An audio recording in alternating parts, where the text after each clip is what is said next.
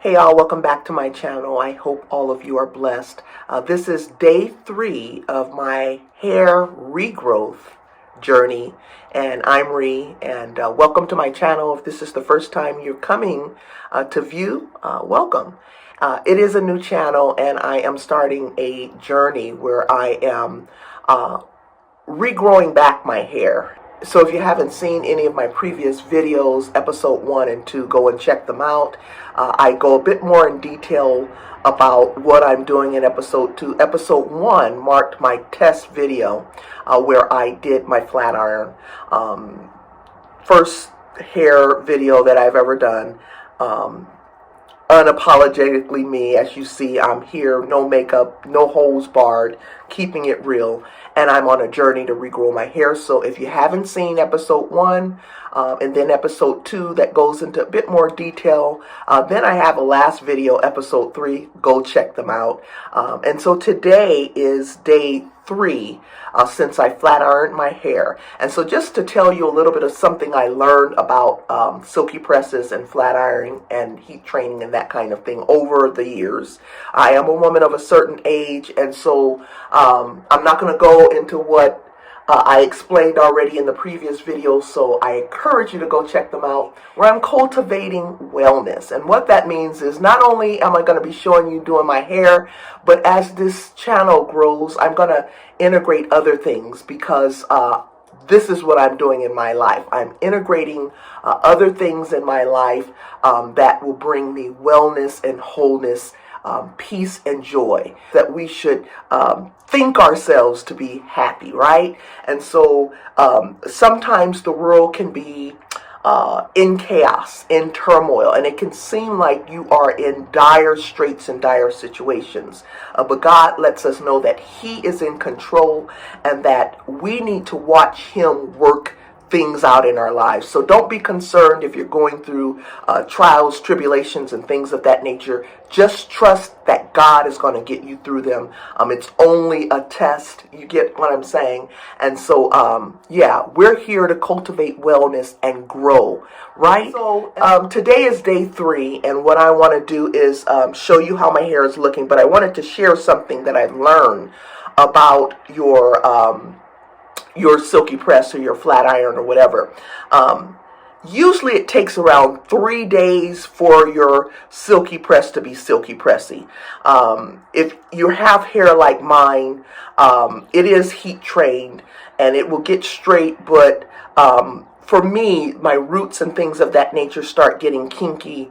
The ends of my hair start getting a little sticky, and so it's not holding the silk press the way it should be on days 4, 5, and 6. So on day 3, usually that's around the last day when you're going to have that bounce, that silk press, based on how you're taking care of it. Now, it's been a little different for me because I've been sweating and doing a lot while I'm holding my silk press, and this is why my silk press is not holding as well as maybe it would normally.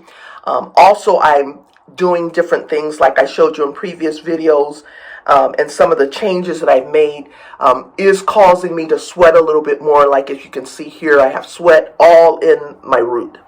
And so once my roots get kinky, you know, that silky press thing is going out. And then also I am doing other things to treat my hair. Again, go check that out in the previous videos. As I do that, it's also weighing my hair down and causing my silk press to go back. But I just wanted to share with you what the experts and professionals have told me over the years.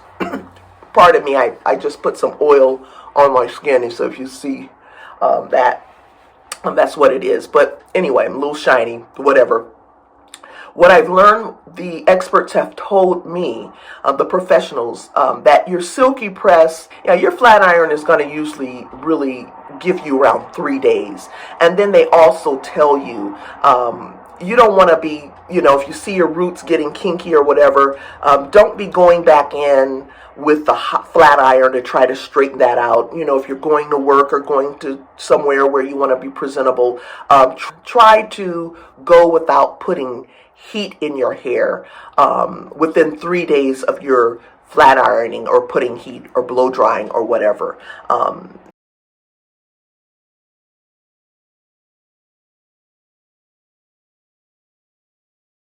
You don't want to cause more damage. If you see your hair going back and you still want your silky press, it's better to go ahead and shampoo, recondition, all of that, and go over the steps again and just give yourself another flat iron after 3 days, if that's what you want to do. I do other things, like I'm going to be working out and stuff like that today. It's Monday. So, you know, even though over the weekend I was sweating, in my last video I was sweating a lot, because these lights here in the bathroom get really hot. And so I had my window closed because you can hear the cars going by. And so I was just sweating. And so I've been sweating my roots out. Normally my silk press holds a lot longer. Actually, my silk press holds pretty much for the first 3 days. It's bouncy, and then after that, it's still straight. I can still manage my hair and that kind of thing. It's not going to have that silky bounce for the rest. So I'm just telling you, you know, my experience and what I've learned. I know that there are women that share how they can keep their silky presses for weeks on end. That's not me. I'm not a professional, so my hair doesn't really last like that, where it's just bouncy and nice.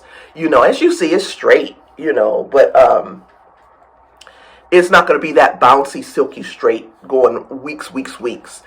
It may be straight and I can wear it in a style, but it's not going to be the way it is when I, you know, in the first 3 initial days of my doing the silk press. Now it's still straight on the ends, and what I've been doing, I shared that with you in the first few videos, you can see. And so I'm going to go through my ritual this morning. I haven't done it yet, where I'm putting my oils and stuff in, and so I showed you that in episode 2, I think. And so I'm going to go over that. This is how it's looking. I also shared with you the problem areas and things that I have in my hair. And so, yeah, this is the journey to get this hair back to fullness and growth and all of that. Okay, so it's still straight. I could still wear it in a straight look. I did do a measuring on one of the last videos, so go check that out to measure where I am. And so what I'm going to do is just keep an eye on my hair to see if I can grow it past shoulder length. What I normally do is I cut it. At this point, when it's starting to look straggly, the ends and all of that, I will trim it. But not only do I trim it in layers. And so that just you know, I trim it in layers, and so that makes my hair, you know, not grow past a certain length. And so once I get to this length and I get these problem areas where it just seems like it's don't want to fill in and that kind of thing, like I said, I just trim it in layers and go. But now I'm trying to do something different. Okay, so my roots are very kinky. In the back of the kitchen and in the front of my hair, I've done a lot of sweating. The top of my hair is not as kinky as it is all around here. So my hair is not going to be falling the way it should be with a silky press here on day 3 because of what I've been doing. Number 1, I've been standing in front of these hot cameras to show you my hair, and as you see, I'm starting to sweat. And so one of the other videos, it took me a little while to get through it, and I was just dripping. So part of that is hormonal, but also part of that is just this lighting. And so I'm in my bathroom. I don't normally be sweating like this in the bathroom when I'm getting dressed and all of that kind of stuff. So it's a little bit different for me as I am sharing this journey with you. I'm going to get through this. My hair used to be, you know, past my shoulders, nice, full. But now the past several years I've been dealing with this, you know, getting to a certain point and then breaking and that kind of thing. And I haven't been to a professional hair salon in probably over, I would have to say 15 years. So this problem with it getting to a certain length and breaking has started in the past several years. And also in the past several years, I've been going through menopause and all of those things, my hormones have been dramatically shifting in my body. And so I've noticed not just in my hair, but other areas of my body. So I know these things have to do with being a woman of a certain age. And so just wanting to share my journey to see, even though I'm going through these hormonal difficulties, how changing my lifestyle, changing my diet, integrating more exercise, and then trying to internally take care of myself, and to see how that is going to help with my hair, because I've noticed the changes with my hair and my nails. My nails can be a bit more brittle and break, whereas my nails used to always grow long and that kind of thing. And then sitting here in front of these lights does not help. So today I opened and cracked this window. I'm getting a nice breeze coming in, but yet I can still feel the sweat just dripping down right here in my temples and all of that. And so that is all kinked. Right in here is kinked. And this is also where I have problem areas, and I showed you that in my previous videos. I have problem areas in the back, which is why my hair is thinning and you can see through. And now also I showed you how I started treating and paying more attention to my ends. So this is not something I would normally do when I have a silk press, but I'm integrating this in everything that I do with my hair. When I put it back in braids and that kind of thing, I'm still going to keep doing my oil treatments in my problem areas and on my ends. And so I'm going to watch this growth. Now this is again day 3 from my test video. You can still see it being straight. I'm going to show you something. Now this is what I will do tonight. So this hair here is still straight, even though it's kinked in the roots.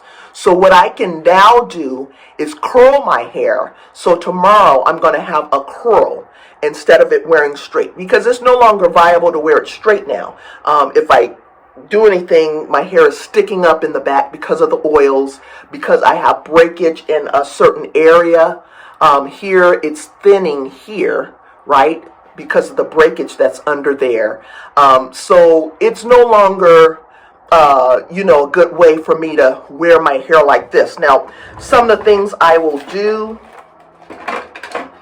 when my hair gets sticky and stuff like this, and usually it gets like this, maybe day 5, 6, or 7 of my Silky press, or my flat iron Silky straight. This kind of thing where it's sticky and oily and all of that, that doesn't happen until around day 5, 6, or 7. And the reason is because normally the only thing I'll put in my Silky press, if it's looking kind of dry or whatever, is the serum, like, Chi or whatever. But I've been doing the oil treatments as I showed you before, and now it's looking sticky just at day 3.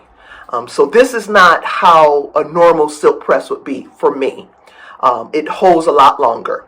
But on day 5, 6, and 7, when it starts looking like that, when I'm using the serums versus the heavy oils that I'm using now to treat my ends and stuff, I can do something like this, where, you see you can put your hair down, and you can put your hair up in the back and wear this down, and put like a little clip or something on, and I'll wear it like that. And what that does, putting my hair up will allow me to wear my hair still straight, go and work out and do my thing. And this is just up in the back like that. It allowed me to go and do my workout and all that kind of stuff.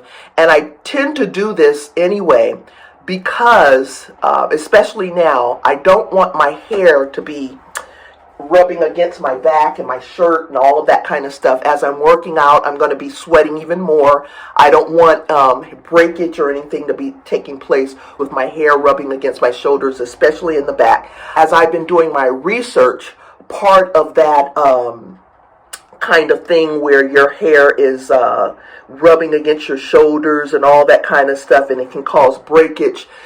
Part of that is what causes your hair to not retain length, because it is rubbing against the shoulders and stuff like that. And I never thought about any of that stuff until I start watching some of the professionals who explain those kinds of things about how you can retain your hair and that kind of thing. So you can keep it straight and put it up in the back and go do your workout and do all of that kind of stuff. That's what I'm going to do today. And then tonight, this is what I'm going to do. I'll show you this.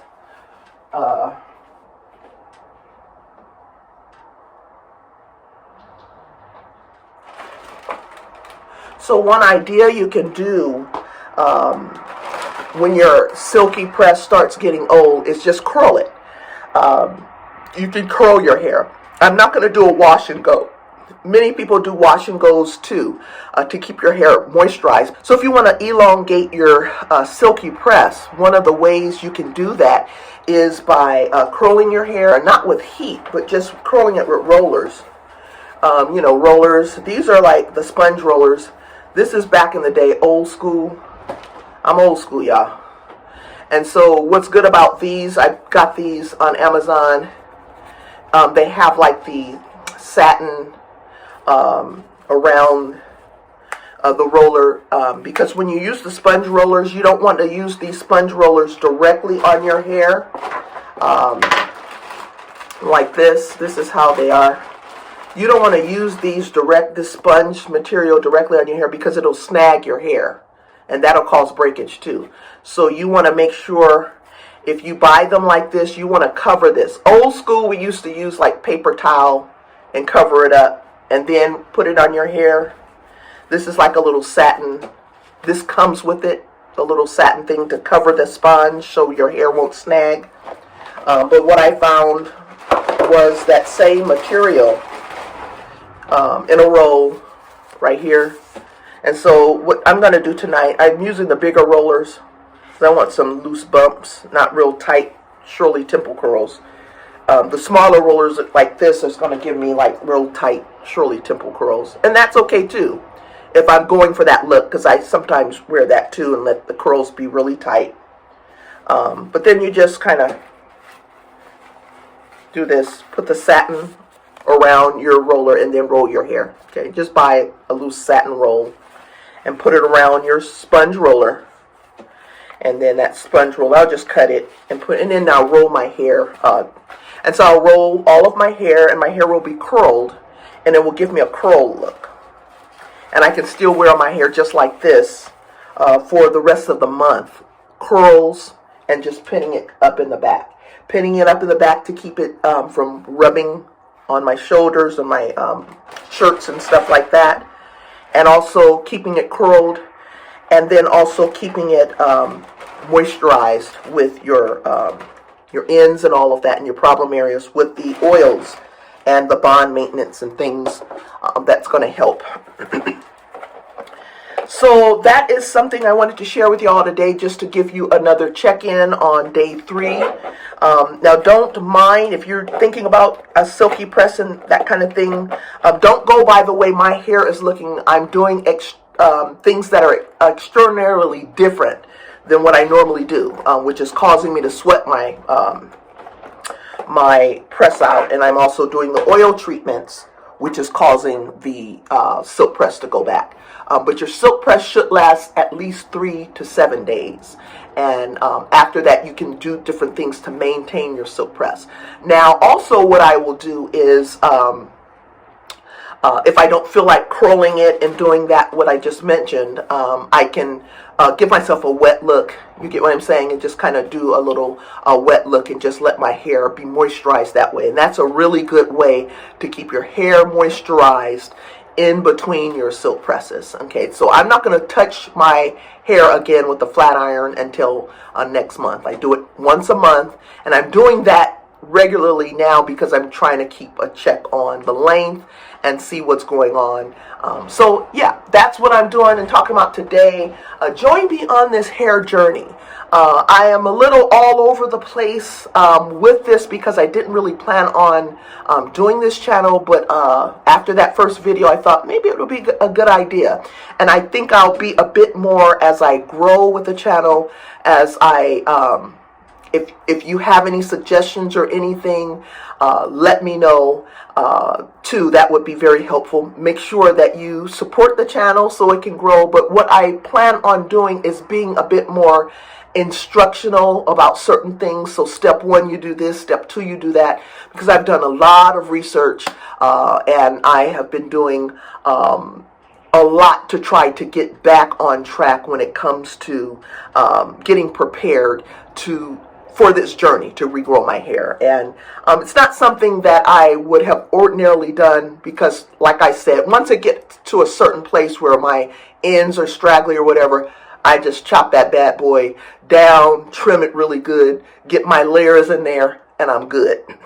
But because I'm testing this, I want to see if a woman of a certain age, going through hormonal changes and all of that, is it possible for me to grow my hair from where it is past shoulder length, and not just grow it for length, but to have a nice, full, luscious, healthy head of hair? Is it possible for me to do that? And so we're going to figure that out, and you're going to be on that journey with me. And I am not a professional. I am going to be using heat tools. And I'm sure a lot of professionals are going to come on here and say, girl, your hair is just burned out. Leave that heat out of it and do this and do that. I'll tell you, part of the reason why my hair is in the condition that it is with the breakage and stuff is because I stopped using the heat. I started integrating more like natural remedies and putting leave-in conditioners and, keeping it, heavily conditioned and things of that nature the way I'm supposed to, and leaving it in what they consider protective styles.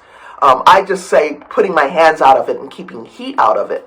But I've noticed if I wear it like that for an extended period of time by not blow drying it, by not straightening it out, by not seeing what's going on with my hair, I found when I finally put heat in my hair was just, no more. And I thought I was doing good for my hair. Like, well, it looks like it's thinning. Let me stop putting heat in it and start using these natural methods and, conditioning it really well, and stop, putting my hands in it as far as the heat. When I did that, that's when I started noticing a lot of the thinning. And so now I am getting back to regularly conditioning and straightening my hair to see what's going on with it so I can attend to it immediately.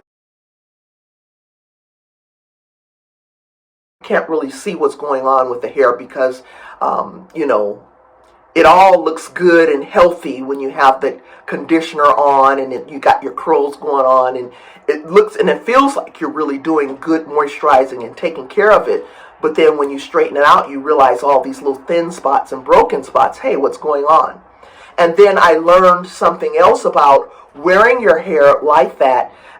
It can get into a place where you're putting so much moisture in it that your hair gets fatigued. And what I learned about that moisture fatigue is your hair is getting so moist and mushy, and that by doing wash and goes and stuff like that all the time, that when you finally want to maybe straighten your hair out, maybe to get a trim or something like that, you'll notice that heat going on the hair can cause damage. And I forget how it is scientifically, but it will cause damage and cause actual breakage. I remember years ago when co-pooing, is that what it's called, where you're conditioning and shampooing at the same time? This gentleman, and I don't want to defame him or his celebrity, he was a celebrity stylist, and he came up with a co-pooing product line. And I started using that product line where you are just not necessarily shampooing your hair, but using these products where it's like a conditioner shampoo type thing. Now I thought I was cleaning my hair and doing all of the things that you do when you're shampooing it, because he had a product line and I was using that product line. I learned, and that was many years ago, over 15 years ago that I did that. I learned that jumping in on these trends when, you know, celebrity stylists and folk come out with these products and things like that. Nothing to knock them, but don't be so quick to jump in on these trends, because you really don't know how those products will affect your hair. It would be better if we get more professional advice if we're transitioning and changing products and things of that nature. And so at that time, it looked really good, and a lot of, you know, he would have infomercials, and, you know, the products seemed natural and healthy, and the women's hair looked good. And so I bought it, and I was using it for months, and I thought I was doing my hair pretty, you know, real good. But I also noticed when I would flat iron my hair, it would break off in certain places, and I can literally see myself putting a flat iron and that hair just breaking off.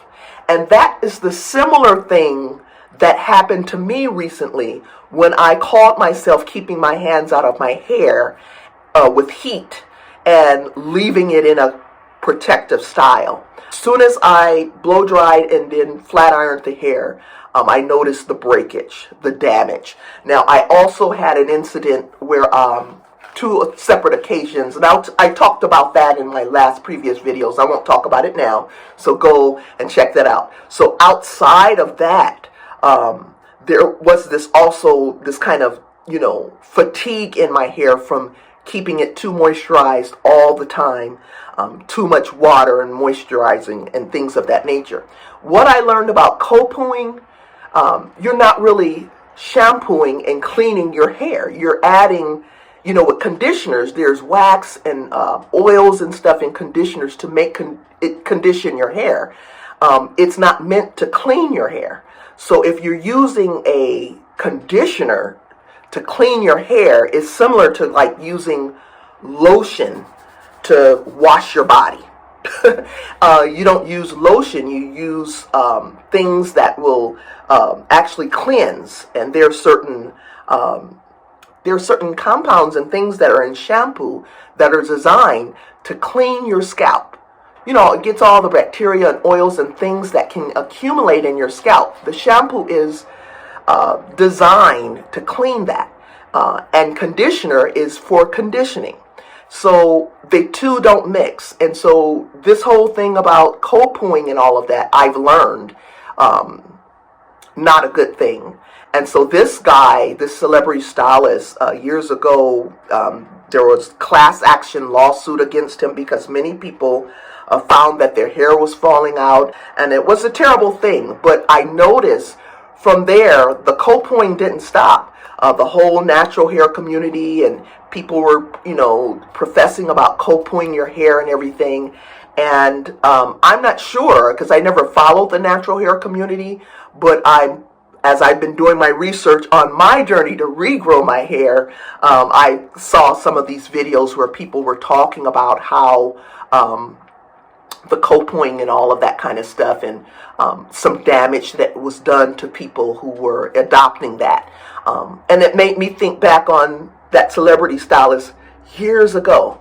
You know, it's nothing new under the sun. I'm a woman of a certain age, and so a lot of these things that's going on today, things have been repackaged and redone today for marketing, for selling, for folk to make money, and they will resell that same idea in a different package, even though they know that it was causing damage to women's and men's hair, whoever was using these products. So I wanted to share that with you, you know, with the wash and goes and co-pooing and different things. It may work for some folk, but when I started researching actual professional stylists and not amateurs like me who are on here telling you to do this and that, actual professional stylists who have been educated on the science of hair and how hair and products and those things combine and work together, they are all letting you know, all on the same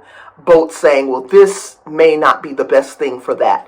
And they all seem to be saying similar things, but just in their different realm and language. Not all professional stylists adopt silky straight or flat ironing, and not all stylists adopt wash and goes, but they all pretty much have been educated on this science and the nature of hair and how these products combine with your hair and your body and all of that.